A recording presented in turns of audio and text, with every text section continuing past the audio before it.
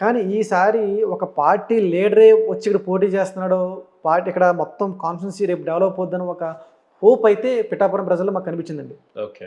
So ఇప్పుడు కుప్పం ఎలాగో రెండు ఈ పిఠాపురం రేపు భవిష్యత్తులో ఎలా అవుతుంది అన్నది మెయిన్. ఎందుకంటే ఒక పార్టీ లీడర్ కాన్స్టిట్యున్సీ ఖచ్చితంగా డెవలప్ అవుద్ది మిగతా కాన్స్టిట్యున్సీ కంపేర్ చేసుకుంటే కనుక. సో ఆ విషయంలో అయితే కనుక మాకైతే నో డౌట్ పవన్ కళ్యాణ్ గారు ఖచ్చితంగా కంఫర్టబుల్ మెజారిటీతో విన్ అవుతారు. ఒకవేళ ఓడిపోయినా సరే నెక్స్ట్ ఆల్టర్నేటివ్ బై ఎలక్షన్ వెళ్ళిపోతారు, 6 నెలల గవర్నమెంట్ ఉంటే కనుక వివలో వచ్చేస్తారు. సో ఈసారి గివప్ చేయరు.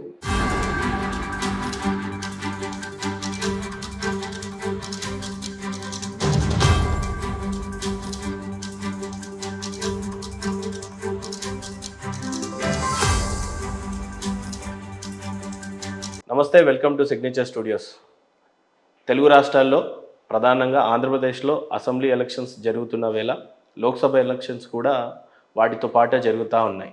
ప్రస్తుతం ఆంధ్ర రాష్ట్రానికి సీఎం ఎవరు అనేది ఒక పెద్ద ప్రశ్న. సో దీని గురించి మాట్లాడడానికి పొలిటికల్ స్ట్రాటజీస్ అధినేత ఫణీంద్ర గారు మనతో ఉన్నారు.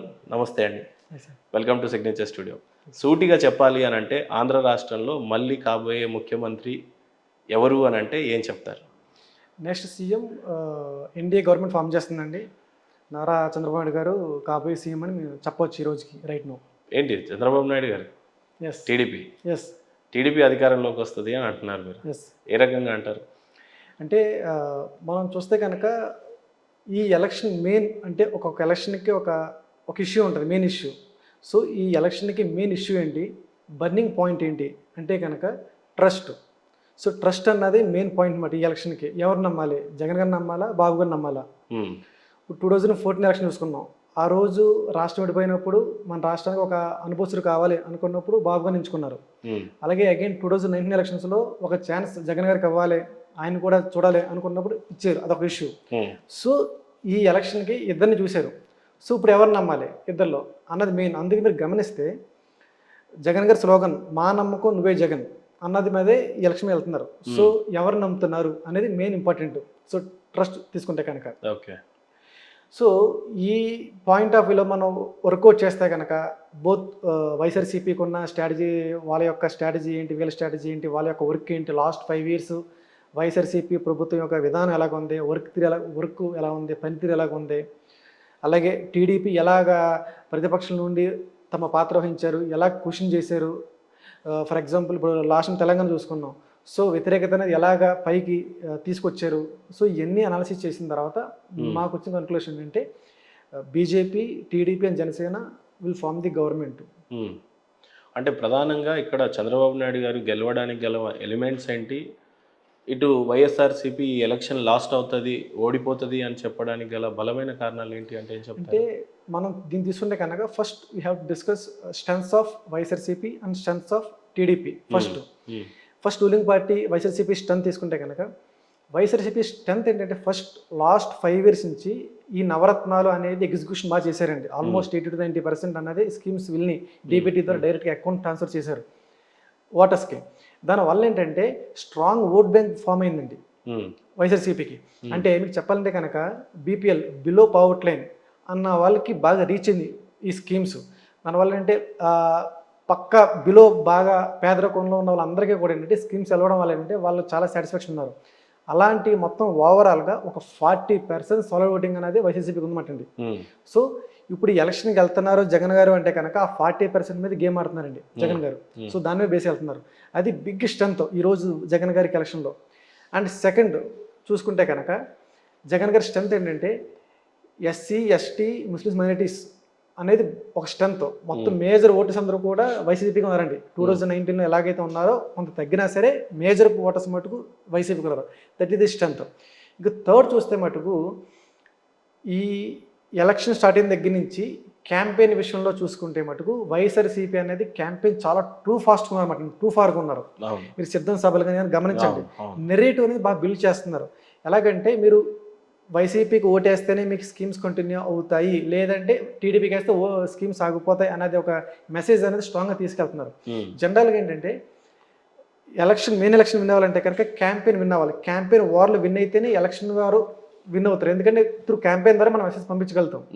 సో ఈ 3 విషయాల్లో వైఎస్ఆర్సీపీ అనేది చాలా స్ట్రాంగ్ ఉందండి. అలాగే ఎన్డీఏ అంటే బీజేపీ, టీడీపీ, జనసేన స్ట్రెంత్ చూస్తాయంటే వాటి యొక్క బలాలు ఏంటి అని చూస్తే కనుక ఫస్ట్ టీడీపీ తీసుకొచ్చేటప్పటికి చంద్రబాబు నాయుడు గారికి డెవలప్మెంట్ చేస్తారన్న ఒక ఇమేజ్ ఉందండి ఫస్ట్ నుంచి, ఫ్రమ్ లాస్ట్ 40 years నుంచి కూడా. ఇప్పుడు వైఎస్ఆర్ గారికి వెల్ఫేర్ స్కీమ్స్ ఎంత ఇమేజ్ ఉందో ఇంకా డెవలప్మెంట్ అనే ఒక ఎక్స్పోజర్ ఉంది ఆయనకి. సో అదొక బిగ్గెస్ట్ స్ట్రెంత్ అది. ఇప్పుడున్న పరిస్థితుల్లో ఆల్టర్నేటివ్ ఎవరు డెవలప్మెంట్ అవుతానికి ఆంధ్ర అంటే కనుక ఆయన ఇంకా వేరే 3వ ఆల్టర్నేటివ్ లేదు అన్నది బాగా బిల్డ్ అయింది పబ్లిక్లో. సెకండ్, టీడీపీకి ఉన్న స్ట్రెంత్ ఏంటంటే వాళ్ళ యొక్క ఓట్ బ్యాంక్ అండి, క్యాడర్. గత 40 సంవత్సరాల నుంచి చూసుకుంటే స్ట్రాంగ్ గ్రామ స్థాయిలో చాలా స్ట్రాంగ్ ఉందండి. మీరు గమనిస్తే లాస్ట్ 2019 ఎలక్షన్స్లో 23 సీట్స్ వచ్చినా సరే, లిమిట్ అయినా సరే 40% ఓట్ షేర్ అండి. 40% వర్స్ట్ కేసులో కూడా సీట్స్ పక్కన పెడితే ఓట్ షేర్ తగ్గలేదండి, 40% ఉంది వర్స్ట్ కేసులో. సో వాళ్ళ యొక్క స్ట్రెంత్ ఏంటంటే గ్రామ స్థాయిలో బూత్ లెవెల్లో వాళ్ళకు ఉన్న క్యాడర్ చాలా స్ట్రాంగ్ అండి. సో దాని మీద వాళ్ళు మళ్ళీ రీస్టార్ట్ చేసి ఎంత కిందకి వెళ్ళినా సరే పైకి అనేది వస్తున్నారు. మూడవది ఏంటంటే బీజేపీ స్ట్రెంత్ తీసుకుంటే కనుక అండ్ మెయిన్ ఇది హిందుత్వం మీద. సో లాస్ట్ చూసాం రామ మందిరం నిర్మించారు, ఆ నెరేటివ్ బిల్డ్ చేసుకుంటూ వస్తున్నారు త్రూ అవుట్ కంట్రీ. సో ఆంధ్రలో కూడా హిందుత్వ బేస్ అనేది చాలా స్ట్రాంగ్గా ఉపయోగపడుతుంది వాళ్ళకి. అలాగే మోడీ ఫేస్ వాల్యూ ఏంటి కానీ, నేషనలిజం కానీ, ఒక ప్రపంచ స్థాయి లీడర్ నాకు గుర్తింపు వచ్చింది, అదొకటి బాగా స్ట్రెంత్ ఈ ఎన్డీఏ కూటమికి. ఈవెన్ దో పెద్ద ఓట్ షేర్ లేకపోయినా సరే. ఇప్పుడు జనసేన వచ్చేటప్పటికి పవన్ కళ్యాణ్ గారి ఒక ఇమేజ్ ఏంటి కానీ, అలాగే మెయిన్గా స్ట్రెంత్ ఏంటంటే కాపు కమ్యూనిటీ అనేది బాగా ట్రాన్స్ఫర్ అయిందండి. సో ప్రతి ఎలక్షన్కి కాపు కమ్యూనిటీ అనేది చాలా important. So through Pawan Kalyan ద్వారా ఒక ఫేస్ ద్వారా, అలాగే వంగవీటి రాధాకృష్ణ గారు ఈ పనులు వల్ల కాపు ఓటింగ్ అనేది బాగా ట్రాన్స్ఫర్ అయిందండి దీనికి. అలాగే యూత్ ఎటువైపు ఉన్నారు అని చూసుకుంటే కనుక ఈ ఎలక్షన్కి టీడీపీకి ఉన్నారండి. జనరల్గా ఏంటంటే యూత్ ఎటువైపు ఉంటే రిజల్ట్ ఎక్కువ ఆ వైపు ఉంటుందండి. మీరు గమనించు 2014లో టీడీపీకి వేసారు, ఆ రోజు బాబు గారు వస్తే జాబ్ వస్తారని పండుగ వేశారు. అలాగే 2019లో జగన్ గారు వస్తే మనకి జాబ్స్ వస్తాయని ఉద్దేశంలో ఆయనకి వేసారు. యూత్ అంతా యునానిమస్గా కన్వర్ట్ అయ్యారు. సో ఈ ఎలక్షన్కి ఎవరున్నారు, యూత్ ఎటువైపు ఉన్నారు? దీనికి కొన్ని క్యాప్ల విషయం రకరకాల కారణాలు ఉండొచ్చు, కానీ ఈ విషయంలో అయితే జనరల్గా ఏంటంటే డెవలప్మెంట్ పాయింట్ ఆఫ్ వ్యూలో బాబు గారికి ఎక్కువ ఉంటారు యూత్. అలాగే పవన్ కళ్యాణ్ గారు ఒక సినిమాటిక్ ఏదేంటి కానీ, ఆయనకున్న యూత్ ఫాలోయింగ్ ఏదేంటి కానీ, సో రెండు కాంబినేషన్ కుదిరి యూత్ అనేది మెజారిటీ ఈ కూటమి వైపు ఉన్నారండి. సో ఇది ఈ యొక్క స్ట్రెంత్ అన్నమాట అండి. సో ఈ స్ట్రెంత్ చూస్తుంటే కనుక మనకి ఎక్కువ బలం ఏంటంటే కూటమి వైపు ఉంది. అలాగే మనం మెసెంజర్ అండ్ మెసేజ్ చూస్తే కనుక ఇక్కడ మెసెంజర్ ఎవరండి వైఎస్ఆర్సీపీలో? జగన్ గారు. అలాగే ఇటేపు చూస్తే కనుక మోడీ గారు, చంద్రబాబు గారు, పవన్ కళ్యాణ్ గారు. అంటే ఇక్కడ ఇటేపు వీళ్ళు చూసి వేయాలి. సో లీడర్షిప్ దేనికి బలంగా ఉందండి? ఇవి 1%నే, ఇటు 3 members. 2008లో ఆ పరిస్థితి లేదు. సో లీడర్షిప్ అనేది గట్టిగా ఉందండి. ఎప్పుడైతే లీడర్షిప్ గట్టిగా ఉందో దానికి ఎక్కువ ఫేవర్గా ఉంటుంది. అలాగే మెసేజ్, అసలు ఇలా అల్టిమేట్ మెసేజ్ ఏమి ఇస్తున్నారు పబ్లిక్కి? జగన్ గారు ఏం చెప్తున్నారు? ఈ వెల్ఫేర్ స్కీమ్స్ మళ్ళీ ఇలాగే 90% మీకు రీచ్ అవుతాయని చెప్తున్నారు, కానీ డెవలప్మెంట్ చెప్తున్నారు. కానీ డెవలప్మెంట్ చేస్తామని చెప్పినా సరే దానికి రీచ్ అవుతలేని వాళ్ళకి అదొక మైనస్.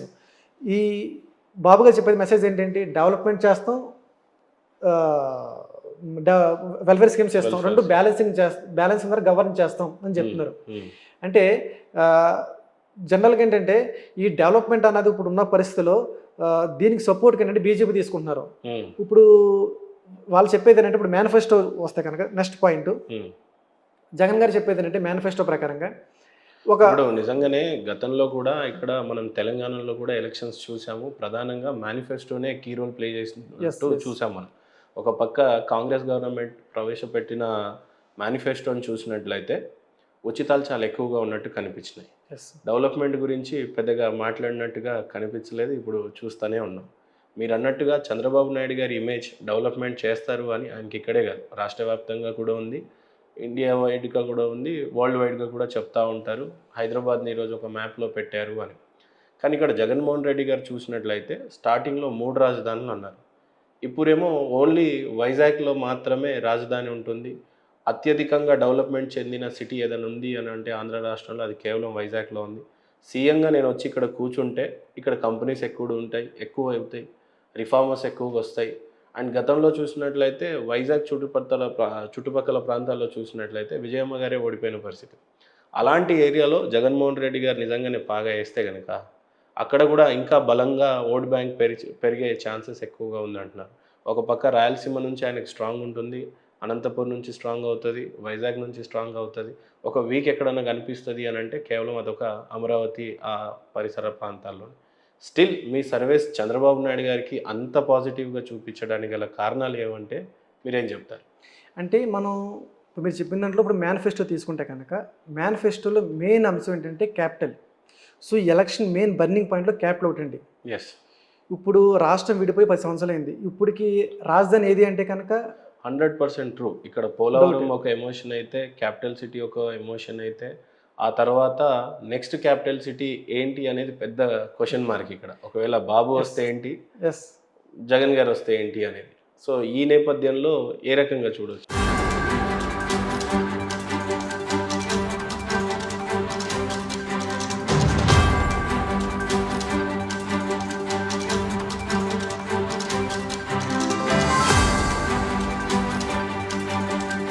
ఓటు వేసేటప్పుడు క్యాపిటల్ దృష్టిలో పెట్టుకుంటే మీకు అమరావతి కావాలంటే టీడీపీకి ఓటేయండి, విశాఖపట్నం కావాలంటే వైసీపీకి ఓటేయండి అని ఒక మీనింగ్ ఇక్కడ, అంతే కదా.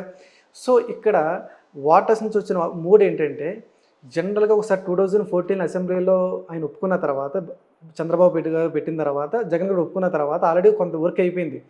తర్వాత 2019లో క్యాపిటల్ ఇష్యూ లేదు అసలు, మళ్ళీ కంటిన్యూ చేస్తారే అనుకున్నారు అందరూ కూడా. కానీ తర్వాత వచ్చారు వాళ్ళు కూడా ఉద్దేశం లేదు మాకు అమరావతిని మార్చే క్యాపిటల్ సిటీ లేదని కొన్ని చోట్ల స్పష్టంగా చెప్పిన పరిస్థితి. ఎస్, జనరల్గా ఏంటంటే అమరావతి అనేది సైకలాజికల్గా ఫీల్ అయిపోయారు అందరూ కూడా, పబ్లిక్ అందరూ కూడా.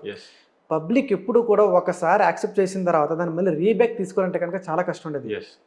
అందులో వైసీపీ గవర్నమెంట్ వచ్చిన తర్వాత ముందు 3 క్యాపిటల్స్ ఉన్నారు, మళ్ళీ విశాఖపట్నం, కానీ డ్రాగ్ అయిపోయింది. అది కూడా పూర్తి కాలేదు, అయిపోయింది, చూస్తా అయిపోయింది. ఇప్పటికి 10 సంవత్సరాలు అయిపోయింది, రాష్ట్రం విడిపోయి ఒక పక్కన హైదరాబాద్ చాలా ర్యాపిడ్గా వెళ్తుంది గ్రోత్. సో ఇక్కడ క్యాపిటల్ ఏది అనే క్వశ్చన్ చాలా బాగా చెప్పారు ఫణి గారు. ఒక పక్క మనకి పోలవరం అనేది ఒక ఇరిగేషన్ ప్రాజెక్టు, అది రాష్ట్రానికే గర్వకారణం. ఆల్మోస్ట్ స్పిల్ వేస్ అన్ని కంప్లీట్ అయిపోయిన తర్వాత ఆల్మోస్ట్ 85-90% ప్రాజెక్ట్ కంప్లీట్ అయిందని టీడీపీ వాళ్ళు చెప్పారు. ఈవెన్ అప్పుడు స్టార్టింగ్లో మినిస్టర్గా ఉన్న అనిల్ కుమార్ యాదవ్ అయితే మేము పోలవరం కంప్లీట్ చేయకుండా ఓటే అడగమని అంత సబదాలు చేశారు. ఆయనే మినిస్టర్ని మార్చారు, మళ్ళీ ఆ కాన్స్టిట్యున్సీని మార్చడం. అన్నిటికంటే బిగ్గెస్ట్ ఎమోషన్ ఈ ఎలక్షన్లో స్పెషల్ స్టేటస్ గురించి ఊసేలేదు. ఏ రకంగా చూడొచ్చు అంటారు? ఈ హామీలన్నీ అన్నింటినీ కూడా ఏ రకంగా చూడొచ్చు? యాక్చువల్గా ఈ క్యాప్లు ఈ రాష్ట్రం విడిపోయిన తర్వాత స్పెషల్ కేటగిరీ స్టేటస్ అన్నది లాస్ట్ టైం టీడీపీ ఫైట్ చేసింది. అసలు మెయిన్ బ్రేక్ వస్తానికి కూడా కారణం ఏంటంటే మనకున్న సమాచారం మటుకు అక్కడ బ్రేక్ వచ్చిందని టీడీపీకి బీజేపీకి అన్నది సరే అయిపోయింది. ఎన్డీఏ కూటమి నుంచి ఆయన బయటికి రావడానికి కూడా స్పెషల్ స్టేటస్ ఇవ్వట్లేదు, స్పెషల్ ప్యాకేజ్ అన్నారు, మళ్ళీ పవన్ కళ్యాణ్ గారు పాచిపోయిన లడ్డూలు అన్నారు, ఇవన్నీ అయిపోయింది. ఇంకా టైం చాలా యాక్షన్ వచ్చేసాం. 5 years అనేది నిజంగా 5 years తర్వాత 10 years అయిపోయింది. ఇప్పుడు సరే అయిపోయింది, ఎండ్ ఆఫ్ ది డే ఏంటి అసలు రిజల్ట్ అనేటప్పటికైతే మనకి స్టేటస్ లేదు, క్యాపిటల్ లేదు, ఏమీ లేదు. ఇప్పుడు దాకా వచ్చిన చాలా బాగా చెప్పారండి. 10 years అయింది ఆంధ్ర రాష్ట్రానికి క్యాపిటల్ సిటీ అనేది, నిజంగానే ఒక ప్రశ్నార్థకం. మన నార్త్ సైడ్ వెళ్తే మేము వర్క్ చేసినప్పుడు అడుగుతున్నారు, so what is the capital of Andhra Pradesh అంటే మా దగ్గర సమాధానం లేదు. సో ఈ పరిస్థితి రాకూడదు. కానీ ఏదేమైనా హానెస్ట్లీగా మీరు ప్రో టీడీపీ అయితే కాదు కదండి. నో మీరు ఏదైనా శాంపుల్స్ ఏదైనా కూడా న్యూట్రల్. We are professionals. మేము అన్ని పార్టీలు వర్క్ చేస్తాం. లాస్ట్ టైం వైఎస్ఆర్సీపీ చేసాం కుప్పం, ఇప్పుడు ఎన్డీఏ కూటమికి చేస్తున్నాం, సో పైన బీజేపీ చేస్తున్నాం. సో మేము న్యూట్రల్, ఏ పార్టీ కాదు. కాకపోతే ఏంటంటే గ్రౌండ్ రియాలిటీ అనేది మేము క్యాపిటల్ అనే విషయం వచ్చేటప్పటికి ఏం చేస్తారు జనరల్గా ఏంటంటే మాకున్న ఇన్పుట్స్ ఏంటంటే 60-70% పబ్లిక్ మటుకు అమరావతిని కోరుకుంటున్నారు. ఎందుకంటే అమరావతి అనేది మిడ్ ఆఫ్ ది స్టేట్, అటు రాయలసీమకి, ఇటు ఉత్తరాంధ్రకి. ఇప్పుడు ఈవెన్ మీకు ఒకవేళ వైజాగ్ పెడితే ఫ్రమ్ కుప్పం నుంచి వైజాగ్ అన్నది ఇంచుమించుగా 1000 kilometers అండి ప్లస్. మీకు బస్సు రావాలంటే కనుక అప్రాక్సిమేట్లీ 20 hours పడుతుంది. సో కొన్ని ఇబ్బందులు ఉన్నాయి. ఈవెన్ ద వైజాగ్ వాటర్స్ దాన్ని ఒప్పుకోలేదు, దానికి రకరకాల చెప్పారు. ఎందుకంటే క్యాపిటల్ డెవలప్ అవుతున్నప్పుడు ఒక కార్పొరేట్ కంపెనీస్ డబ్బు ఉన్న వాళ్ళే డెవలప్ అవుతారు, కానీ ఒక సాధారణ వ్యక్తి చాలా ఇబ్బంది పడతారు, ఎందుకంటే కాస్ట్ ఆఫ్ లివింగ్ పెరిగిపోతుంది ఆ ఏరియాలో. చాలా చాలా హై అండ్ అయిపోతుంది. సో ఒకటి. రెండో విషయం ఏంటంటే వైజాగ్ అనేది very very sensitive sensitive place and చాలా సైలెన్స్ ఉండేది. చాలా మంది ఏమి కోరుకుంటారంటే వైజాగ్ సెటిల్ అవుతాం అనుకుంటారు, ఎందుకంటే ప్రశాంతంగా ఉంటుందని. సో ఆ సిటీని ఇప్పుడు గ్లమ్జీగా అయిపోతుంది ఇది అంటే అని చాలా మంది యాక్సెప్ట్ చేయట్లేదు, ఎందుకంటే దానికి ప్లేస్ కూడా లేదు. నెక్స్ట్ సముద్రం గట్ట ఉండడం వల్ల అంటే దానికి ఎక్స్టెన్షన్ స్కోప్ లేదు. దట్టు ఏంటంటే వన్స్ అమరావతి ఫిక్స్ అయిపోయిన తర్వాత మళ్ళీ వైజాగ్ అనేటప్పటికి చాలామంది దానికి ఇంట్రెస్ట్ చూపించట్లేదు. ఇక్కడ ఫణేంద్ర గారు చాలా విషయాలు డిస్కస్ చేసే ముందు ప్రధానంగా ఎన్నికలు మొదలైనవి అని అంటే ప్రధానంగా పాత్ర పోషించేది మేనిఫెస్టో విషయానికి వస్తే వైఎస్ఆర్సీపీ టీడీపీ అంటే ఎన్డీఏ కూటమి ప్రకారంగా చూస్తే మేనిఫెస్టో దేనికి ఎక్కువగా ప్రజలు మొగ్గు చూపించారు అని అంటే ఏం చెప్తారు? వైఎస్ఆర్సీపీ మేనిఫెస్టో సేమ్ 2000 మేనిఫెస్టో కొన్ని చేంజ్ చేశారు తప్ప పెద్ద నామినల్, అది మేజర్ ఏం కాదు. సేమ్ పాత మేనిఫెస్టో అనుకోవచ్చు దాన్ని చెప్పాలంటే కనుక. టీడీపీ మటుకు బియాండ్ దానికన్నా చాలా ఎక్కువ అయితే వెల్ఫేర్ స్కీమ్స్ ఏంటి కానీ డెవలప్మెంట్లో కానీ చాలా ఇచ్చారు.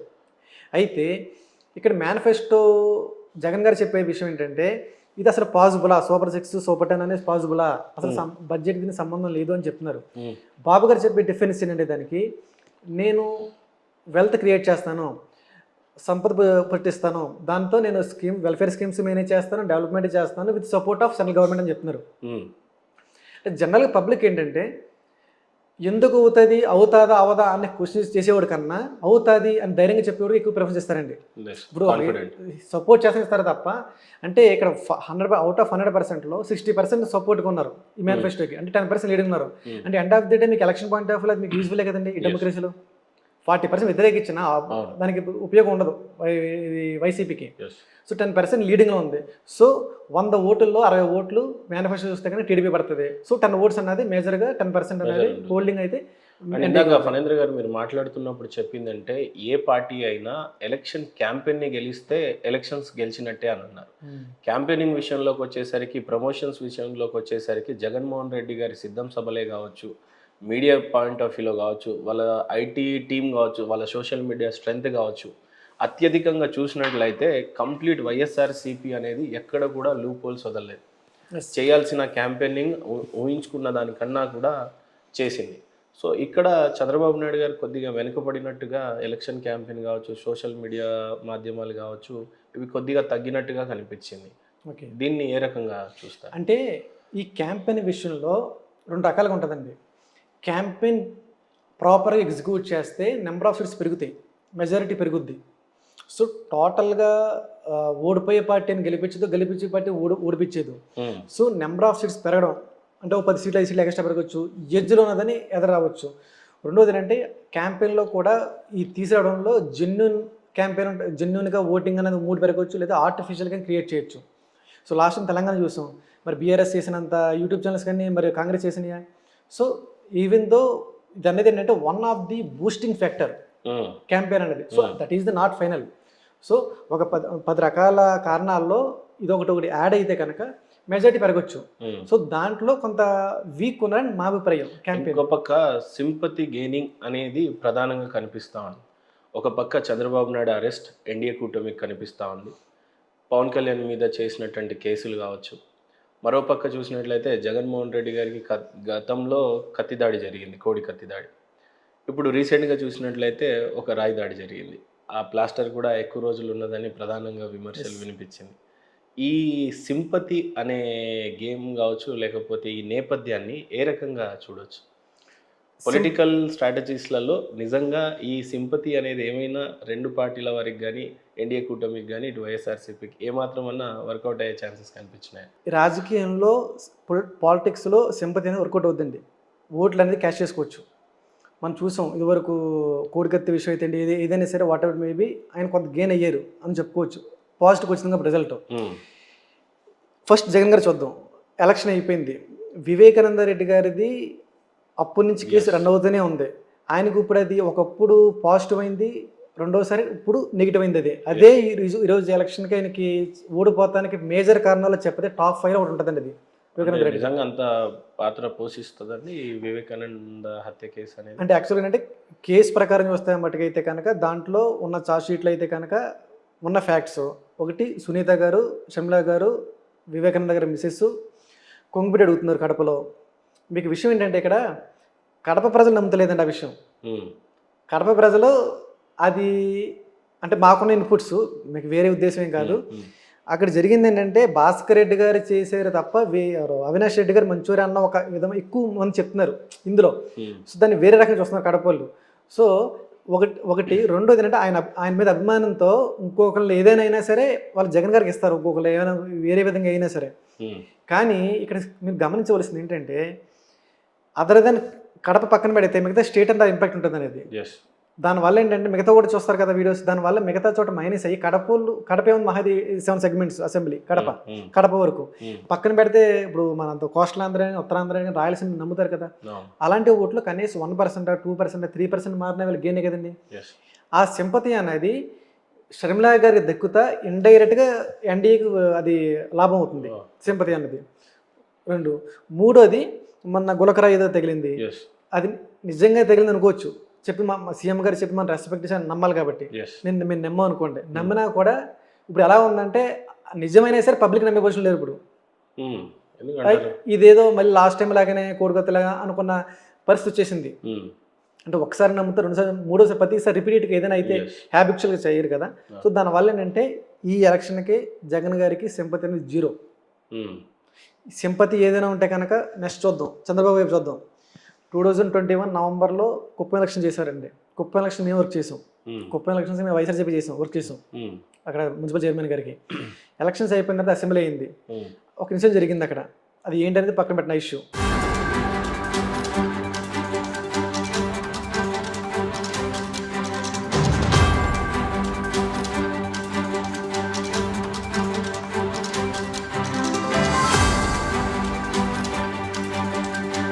దాంట్లో ఫ్యాక్ట్స్కి వెళ్ళకూడదు, కానీ ఆయన కెమెరా ముందుకు వచ్చి కళ్ళ నిలబెట్టుకున్నారు. ఆ కళ్ళంటా నిలబెట్టుకుని అన్నదే ఎమ్మెల్యేల దగ్గర నుంచి, ఎంపీల దగ్గర నుంచి, లోకల్ బాడీ లీడర్స్ దగ్గర నుంచి కింద బూత్ వరకు, కార్యకర్త వరకు వెళ్ళిందండి. వాళ్ళు మాకు వచ్చిన ఇన్పుట్స్ ఏంటంటే మా లీడర్ని ఏడిపించాడు, కళ్ళంటాన్ని నిలబెట్టించాడు, ఏదైనా సరే ఓడించాలన్నది కింద బూత్ వరకు వెళ్ళిపోయింది. అది అనేది చాలా స్ట్రాంగ్ వెళ్ళింది. సో ఎందుకంటే ఒక మనిషిలో కోపం వస్తేనే కదా ఏదైనా చూపించేది. ఇది చాలా అలాగ ఉంటే కామ్గా ఉంటే తెలియదు కదా. సో ఈయన మామూలుగా ఆయన కళ్ళని పెట్టుకుని లేకపోతే అది స్ట్రాటజీ అని పక్కన పెట్టండి. So end of the day result వచ్చిందా లేదా, ఆ సింపతి వర్కౌట్ అయిందంటే వర్కౌట్ అయింది. కుప్ప ఎలక్షన్ అయిన తర్వాత కళ్ళని పెట్టుకుంటుంది. ఆ తర్వాత మళ్ళీ ఇన్సిడెంట్ జైలుకి వెళ్ళడం. జైలుకి వెళ్తాం అనేది కూడా సింపతి వర్కౌట్ అయింది. ఎలాగంటారు, ఏ లొకేషన్ జైల్లో పెడితే పెద్ద వర్కౌట్ అవ్వకపోతుందేమో, కానీ జైల్లో చాలా మంది నమ్మింది ఏంటంటే జైల్లో పెట్టడం తప్పు కాదు, ఆ ఏజ్లో పెట్టడం తప్పు అన్నారు చాలా మంది. అక్కడ ఏజ్ తక్కువ వచ్చింది. ఇప్పుడు జగన్మోహన్ గారు అంటే 20-30 సంవత్సరాలు వెళ్ళారు జైలుకి. సో అది ఇప్పుడు కేజ్రీవాల్ గారు అంటే మహా అయితే 50 years, 45-50 years ఉంటాయి. ఈయనకి 60-70 సంవత్సరాల వయసులో జైలుకి వెళ్ళేటప్పటికి ఏంటంటే ఆ ఏజ్ అడ్డవడం వల్ల ఆ ఏజ్లో పెట్టడం తప్పు ఏదైనా సరే. అందులో దట్టు వచ్చిన 350 కోట్లే, 1000 కోట్లు కాదు, 1,00,000 కోట్లు కాదు. సో అదొకటి సింపతి వర్కౌట్ అయింది. నేను చెప్పే విషయం ఏంటంటే సింపతి అనేది కుమ్యులేటివ్ చేసుకున్నారు, ఒకటి యాడ్ అయింది ఒకదానికి. సో ఈ 2024 ఎలక్షన్స్ మొత్తం ఫేమ్లో సింపతి అన్న మీరు మాట తీస్తే కనుక సింపతికి అటు బాబు గారి తరపు నుంచి ఏంటి కానీ, ఇటు సునీత గారి వైపు నుంచి కానీ, వైఎస్ వివేకానంద ఇష్యూ తరపు నుంచి కానీ అన్నీ కూడా చంద్రబాబు గారికి 100% సపోర్ట్ వచ్చింది. అండ్ ఈ ఎలక్షన్లో ప్రధానంగా కూడా జనరేషన్స్ అనేవి ప్రధానంగా పోటీలో ఎక్కువగా అది కనిపిస్తూ ఉంది. ఒక పక్క చూస్తేనేమో జగన్మోహన్ రెడ్డి గారు, వైఎస్ భారతి గారు ఒంటరి పోరాటం అయితే క్లియర్గా కనిపిస్తూ ఉంది. ఒక పక్క పవన్ కళ్యాణ్, చిరంజీవి వాళ్ళ మెగా ఫ్యామిలీ అంతా రోడ్డు మీదకి వచ్చి క్యాంపెయిన్ చేసే పరిస్థితి. మరోపక్క నారా భువనేశ్వరి గారు అయితే జైల్లో ఉన్నప్పుడు తను గడప తిరిగింది. ఆ తర్వాత రీసెంట్గా చూసినట్లయితే నారా లోకేష్ గారు వాళ్ళ సతీమణి ఇద్దరు కలిసి తిరగటం కానీ. ఇక్కడ ప్రధానంగా చూసినట్లయితే జగన్మోహన్ రెడ్డి గారి స్ట్రెంగ్త్ ఎప్పుడైతే ఆయన జైల్లో ఉన్నారో షర్మిల గారు చేసిన పాదయాత్ర నిజంగానే ఆంధ్ర రాష్ట్రంలో మర్చిపోనిది అని అంటారు. అలాంటి చెల్లిని పక్కన పెట్టి 2 జనరేషన్స్ ఒకేసారి పొలిటికల్గా వస్తే నెపోటిజం అంటారు అని నేను దూరం పెట్టాను అనే లాజిక్ నిజంగానే ప్రజల్లో కనెక్ట్ అయిందా? అండ్ ఈ రోజుల్లో జగన్మోహన్ రెడ్డి గారిని అంత బలంగా విమర్శించే బాధకరమైన విషయం ఏదైనా ఉందంటే సొంత చెల్లి. సో ఈ ఈ ఈ ఫ్యామిలీస్ ప్రధానంగా ఏ రకంగా చూడొచ్చు? ఈ ఎలక్షన్లో వైఎస్ షర్మిల గారు విషయం తీసుకుంటే అవి 2014 ఎలక్షన్స్కి 3000 కిలోమీటర్లు చేశారండి పాదయాత్ర. 60 సీట్లు ఇచ్చారు. అదే పాదయాత్ర మళ్ళీ 2019లో 3400 కిలోమీటర్లు తిరిగారు, 150 సీట్లు ఇచ్చారు. ఆయన పాదయాత్రలో ఉండి వెనకాల బ్యాక్ ఎండ్లో ఉండి చాలా వర్కౌట్ చేసింది. ఆ పాదయాత్ర అనేది వీళ్ళకి ఉపయోగపడింది 2019లో. ఆ కష్టం. She is a very powerful candidate. మనం ఆల్రెడీ తెలంగాణలో చూసాం ఆవిడది వాయిస్ ఏంటి అనేది. So she is very strength చెప్పాలంటే. మంచి డెసిషన్ మేకర్. ఇప్పుడు చూడండి, ఇక్కడ కంటెస్ట్ చేసి ఉండొచ్చు తను. చాలా తెలివిగా ఇక్కడ కంటెస్ట్ చేయలేదు. కాంగ్రెస్ కి ఏ రకంగా సపోర్ట్ చేసిందో మొత్తానికైతే ఆమె సపోర్ట్ అది 1% ఓట్ షేర్ ని పెంచిందా, 10% ఓట్ షేర్ ని పెంచిందా అనేది కాదు. కానీ తన డెసిషన్ పోటీ చేసి ఓడిపోకుండా ఉండటం అనేది ఒక రకంగా చూసినట్లయితే. రెండవది, ఎప్పుడు చూసినా స్టెప్ ఆన్గా ఉంటారు. ఈవెన్ తెలంగాణ రాజకీయాల్లోకి వచ్చినప్పుడు పాదయాత్రలు వరుసపెట్టి చేసింది. అక్కడ కూడా క్యాంపెయినింగ్స్ ఆంధ్ర రాష్ట్రంలోకి వచ్చిన తర్వాత ఏమాత్రం వెనుజరగకుండా ప్రజల్లోకి వెళ్ళిపోయింది. అన్నిటికంటే మించి చెప్పాలి అని అంటే స్పష్టంగా విమర్శిస్తుంది. ఇండైరెక్ట్గా కాదు, చాలా స్పష్టంగా రాజశేఖర్ రెడ్డి గారి ఆశయాల గురించి చాలా స్ట్రైట్గా చెప్తా ఉంది. ఇది వైఎస్ఆర్సీపీకి ఎంత మేరకు డ్యామేజెస్ని పంపించవచ్చు? యాక్చువల్గా ఓకే, తెలంగాణ అయిపోయింది, ఇష్యూ అయిపోయింది. అక్కడ ఫస్ట్ ఇనిషియల్ గవర్నమెంట్ అయిన తర్వాత ఇద్దరు డిఫరెన్స్ వచ్చింది. అది ఆశలు అవ్వచ్చు, పవర్ అవ్వచ్చు, ఏదైనా అవ్వచ్చు. కానీ ఆయన కూలిపోయాడు. ఇవన్నీ తెలంగాణ వచ్చేసింది. తెలంగాణ నుంచి మళ్ళీ ఆవిడ స్ట్రాటజీలో ఇక్కడ తెలంగాణ డీల్ చేసుకుని మొత్తం మీద ఆ కష్టాన్ని ఉపయోగించుకుంది కాంగ్రెస్ ద్వారా. బయటకు వచ్చింది, మళ్ళీ ఆంధ్ర వచ్చింది. ఇప్పుడు మేమేమన్నదంటే కనుక, ఇప్పుడు మీకు లాస్ట్ 2018 ఎలక్షన్స్లో షర్మిల గారు, బ్రదర్ అనిల్ గారు ఇద్దరు క్యాంపెయిన్ చేశారు. బ్రదర్ అనిల్ గారు మాకున్న లాస్ట్ సమాచారం మటుకు 30 నుంచి 40 కాన్స్టిట్యూన్సీ వరకు లాగే డిజిల్ ఉన్నాయండి. మైనారిటీస్ అన్ని ఎస్సీ ఎస్టీ అన్నది కూడా పోలరైజేషన్ చేశారు బాగా. మీకు ఒకటి గమనించండి, వైఎస్ఆర్ కాంగ్రెస్ పార్టీ వచ్చిన తర్వాత ఈ క్రిస్టియన్ ఓటింగ్ అన్నది బాగా యాడ్ అయింది. అప్పుడు దాకా అటు ఇటుగా ఉన్నది వైఎస్ఆర్సీపీ ఒకేసారి వచ్చింది. బ్రదర్ అనిల్ గారు కూడా ఒక వ్యక్తిగా ఆయన చాలా చోట్ల క్యాంపెయిన్ చేసి ఆయనకున్న షేర్, ఆయనకున్న కాంట్రిబ్యూషన్ ఆయనకు ఇచ్చాడు. మాకున్న సమాచారం అయితే 5,000 10,000 ఉన్న కాన్స్టిట్యూన్సీ చాలా 40 లాగారండి ఆయన ఫోర్స్ కూడా ఉన్నాయి దీంట్లో. సో ఇద్దరు కూడా బోత్ హస్బెండ్ వైఫ్ ఇద్దరు కూడా వాళ్ళకి చేయవలసిన బెస్ట్ ఇచ్చారు. సో ఇప్పుడు అవన్నీ దూరం అయింది కదండి, ఇప్పుడు బలం తగ్గిపోయింది కదా. పక్క జగన్మోహన్ రెడ్డి గారు చెప్పింది ఏంటంటే నెపోటిజం ఉంటుంది, ఒకే ఫ్యామిలీ నుంచి 2 జనరేషన్స్ అంటే ఒకే జనరేషన్ నుంచి ఉన్న ఇద్దరు ఉండకూడదు అని చెప్పిన మాటను ఏ రకంగా చూసుకోవచ్చు? ఒక పక్క కేసీఆర్ కొడుకు కేటీఆర్ ఉన్నాడు, ఒక పక్క చంద్రబాబు నాయుడు గారి కొడుకు నారా లోకేష్ గారు ఉన్నారు. ఈయనకి మాత్రం సిస్టర్ ఉండటం అనేది నిజంగానే కనెక్ట్ అవుతుందా ప్రజల మధ్యలో? ఆ నెపోటిజం అనేది నిజంగా నెపోటిజం పేరుని చెప్పి ఒక క్యాపబుల్ లీడర్ని పక్కన పెడతాం కరెక్ట్ కదండి. అంటే షర్మిల గారి కేపబిలిటీస్ ఆల్రెడీ ప్రూవ్ చేసింది ఆవిడ. తెలంగాణలో ఎంతో కొంత చూపించుకుని తెలుగుదేశం ఖచ్చితంగా షర్మిల గారు అయితే స్ట్రెంత్ అయ్యేవారు. కానీ ఈ రోజు మీరు గమనించండి, 2019 ఆయన సీఎం అయిన దగ్గర నుంచి 5 సంవత్సరాల్లో మొన్నటి వరకు బయట రాలేదైనా. ఇన్ కేసు ఒకవేళ ఉంటే కనుక లైక్ కేటీఆర్ లాగా, కవిత గారు లాగా ఆవిడ తిరుగుతుంది కదా మొత్తం స్టేట్ అంతా. ఇప్పుడు ఏ సజ్జల రెడ్డి గారు, Vijayasai Reddy garu, their other persons out of family there, even though they have good relation ఏమున్నా సరే. సో ఈవిడ ఉంటే కనుక తిరిగితే కనుక ఇన్ఫాక్ట్ మీరు చెప్పినట్లు బయట ఎంత పెద్ద మినిస్టర్ని కలవటం వేరు, కానీ సీఎం కొడుకు కేటీఆర్ గా మనం కలవటం వేరు, ఆ భరోసా వేరు. అంటే స్వయంగా సీఎంనే కలిసిన ఫీలింగ్ వస్తుంది. ఇప్పుడు కింద సజ్జల గారిని కలవండి, మీరు ఎవరినైనా కలవండి, ఆ ఫీల్ అనేది ఉండదు, రాదండి. ఫ్యామిలీ మెంబర్స్ ఉన్నది రాదు. ఇప్పుడు కేటీఆర్ కవిత ఉన్నంత విడిగా రాదు. ఇప్పుడు మనం ఫర్ ఎగ్జాంపుల్ ఏదో జగన్ గారికి ఒక విషయం చెప్పాలనుకుంటున్నాం, మనం డైరెక్ట్గా మనకి అపాయింట్మెంట్ రాదు. అలాంటప్పుడు మీడియంగా షర్మిల గారు ఉంటాయి కనుక ఈవిడికి పంపితే ఈవిడ ద్వారా ఆయనకి వెళ్తే కనుక ఒక మీడియం ఉంటుంది కదా, ఒక ట్రాక్ అనేది చాలా క్లియర్గా నమ్మకం ఉండేది ఉంటుంది. దట్ టు షీఈ్ ఏ క్యాపబుల్ పర్సన్ కాబట్టి ఉంటే బాగుంటుంది. కానీ ఆవిడ చెప్పాలంటే కనుక ఎంతో కొంత ఒక 20% 30% ఒక కెపాసిటీ అనేది కోల్పోయండి. సో ఆ విషయంలో మటుకు నో డౌట్. ఎందుకంటే ఆవిడ చూడండి, ఒక ఇష్యూ గురించి మాట్లాడాలంటే కనుక కరెక్ట్గా మాట్లాడాలి. ఇప్పుడు మీకు కేసీఆర్ గారిని మీకు నిలదీసిన దాంట్లో టాప్ లెటర్స్లో ఈవిడ క్లియర్గా ఈవిడి. ఎందుకంటే ప్రతిదీ ఇష్యూ చెప్పడం, పాదయాత్ర చేసింది. పాదయాత్ర నాకు తెలిసి పాదయాత్ర చాలా బాగా చేసింది. ఆ కష్టం ఫలితమే కదా కాంగ్రెస్ ఇచ్చింది, లేకపోతే ఎవరు కదా. సో సోనియా గాంధీ గారు ఐడెంటిఫై చేసి ఇవి క్యాపబుల్ అన్నదే కదా, లేకపోతే ఎవరు కదా. ఇప్పుడు మనం జనరేషన్స్ గురించి మాట్లాడుతున్నాం. ఇక్కడ ప్రతిసారి కంటెస్ట్ చేయటం, నారా లోకేష్ గారు మంగళగిరిలో ఓడిపోవటం, స్వయాన ముఖ్యమంత్రి కొడుకు అవ్వటం, ఏ రకంగా చూడొచ్చు ఈసారి మంగళగిరి పాత్ర నారా లోకేష్ గారి ట్రాక్ రికార్డు ఏ రకంగా చూడొచ్చు? ఈసారి మంగళగిరి విన్ అవుతారండి. మెజారిటీ కంఫర్టబుల్ మెజారిటీ వస్తుంది ఉమ్, ఖచ్చితంగా ఈసారి. ఎందుకంటే అక్కడ ఆయనకు పాజిటివ్ ఉందండి మంగళగిరి. లావణ్య గారు కూడా ప్రజెంట్ క్యాండిడేట్ ఆవిడ అంత అంటే 2-3 క్యాండిడేట్స్ మార్చడం వల్ల ఏంటంటే కానీ ఒక క్యాండిడేట్ సిట్ అవ్వలేదు. ఉమ్, ఉమ్. సో దానివల్ల ఏంటంటే ఈసారి పాజిటివ్గా ఉంది. డెఫినెట్గా మంగళగిరిలోకి నారా లోకేష్ గారు విన్ అవుతున్నారండి. అవును, అంతా బాగానే ఉంది.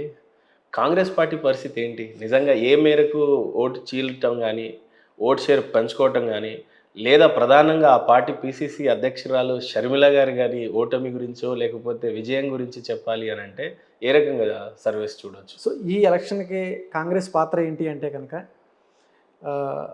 వాళ్ళకున్న 1% ఆల్రెడీ ఆల్మోస్ట్ ఆంధ్రాలో డెడ్ అయిపోయింది yes, party. No more party. Yes, ఇప్పటి నుంచి మళ్ళీ కొత్తగా బేబీ పుడుతుంది ఇక్కడి నుంచి. ఎస్. సో వాళ్ళ టార్గెట్ 15% పెట్టుకున్నారు మాకున్నది సమాచారం అయితే కనుక.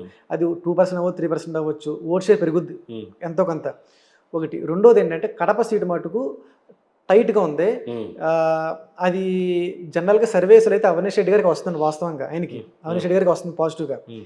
కానీ ఒక అనాలిసిస్ ఒక లాస్ట్ వరస్ట్ కేసులో ఏంటంటే ఈ సైలెంట్ ఓటింగ్ అంతా మూవ్ అయ్యి షర్మిల గారిని నెగ్గే అవకాశం కూడా ఉందని అనుకోవచ్చు. లైక్ మనం లాస్ట్ టైం చూసాం, ఇది కామారెడ్డి రేవంత్ రెడ్డి కేసు పోయి ఆయన బీజేపీ నెగ్గాడు. అలాగా ఏముంది వాళ్ళిద్దరిని అసలు చెప్పాలంటే తెలంగాణలో అసలు హీరో అతనే. అండ్ కడప అంటే బేసిక్ గానే వాళ్ళకి కంచుకోట్లే అవి. కంచుకోట ప్రధానంగా ఇండిపెండెంట్ అభ్యర్థిగా ఓటేసిన టైంలో కూడా 5 లక్షల మెజారిటీ ఆ కడప ప్రజలు రిసీవ్ చేసుకొని అంత మెచ్యూర్డ్గా ఉండటం అనేది చాలా మందికి గుర్తులు తెలియనప్పుడు మనకి లిటరసీ రేట్ చాలా తక్కువ.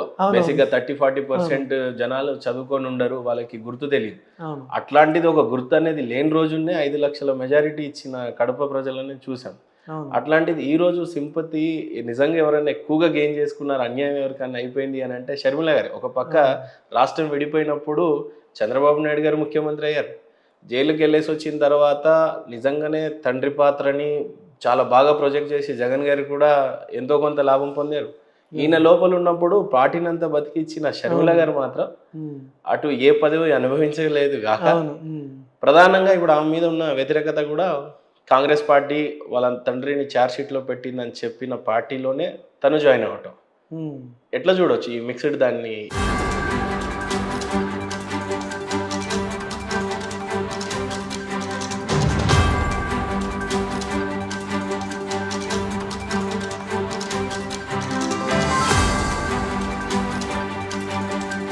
ఆ విషయంలో కొంత కాంట్రవర్సీ ఉంది. ఒకప్పుడు ఈవిడే దానికి సపోర్ట్ చేశారు జగన్ గారికి. ఇలా చేశారని ఇండైరెక్ట్గా చెప్పినట్టే మనకి.